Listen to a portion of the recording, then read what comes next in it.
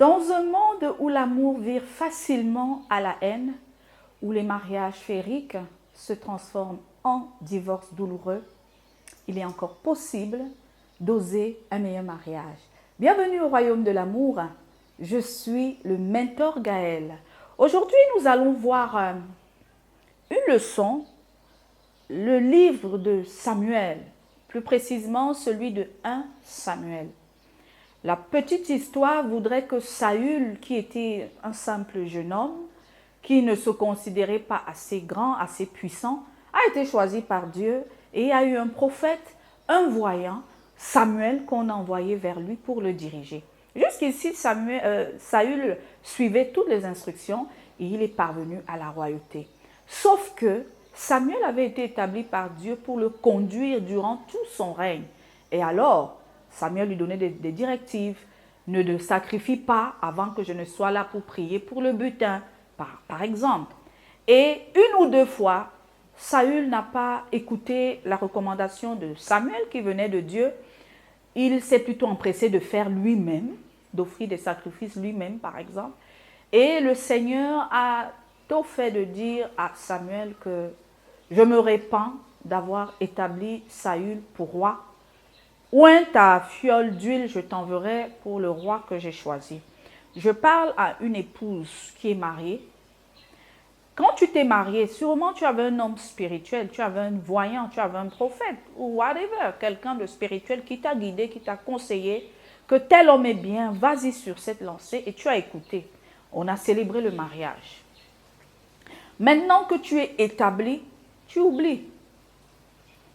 Tu ne cherches plus le voyant qui t'a établi. Tu ne cherches plus ses recommandations. Or, il y a les chisas. Les chisas sont spirituels. Pas les fausses chisas, les apprentis chisas. Une chisa digne de ce nom a sa calebasse, a ses huiles d'onction, a ses rouges à lèvres, a ses fards qu'elle met aux paupières ou quand elle regarde vos maris comme ça, il donne tout.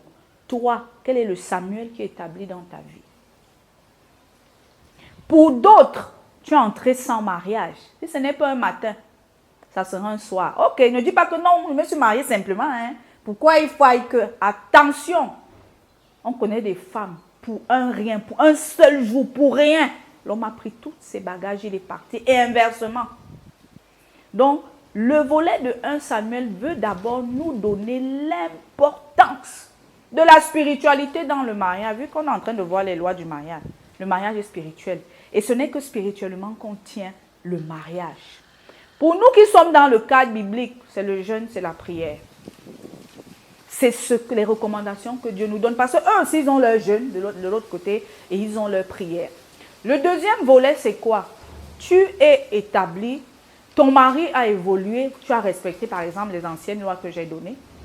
Mais maintenant, ton mari rentre, tu n'as plus la même flamme qu'au début, tu ne le sais plus, tu ne masses plus ses pieds, tu ne discutes plus avec lui, tu es dans les telenovelas, tu es sur TikTok, tu es sur Instagram, tu es devenue blogueuse, tu es sur TikTok, je ne sais pas ce que tu fais. Sauf que tu n'aides pas ton mari se sent seul. Il suffit que la secrétaire lui fasse le café. Il suffit que la secrétaire dise, j'ai remarqué, monsieur le patron, que vous avez froid, lui mettre l'écharpe. Les mariages finissent. Hein. J'ai vu une femme sur Facebook qui était bonne. Elle dit qu'elle était bonne. Et c'est elle qui faisait tout, mais la femme ne faisait rien à un moment donné. Jusqu'à ce que la femme lui a dit que moi je vais partir, il me dérange, emballe mes affaires. Elle-même, la bonne, a aidé la dame à emballer ses affaires dans la voiture. Le monsieur a épousé la servante, là, elle est mariée aujourd'hui.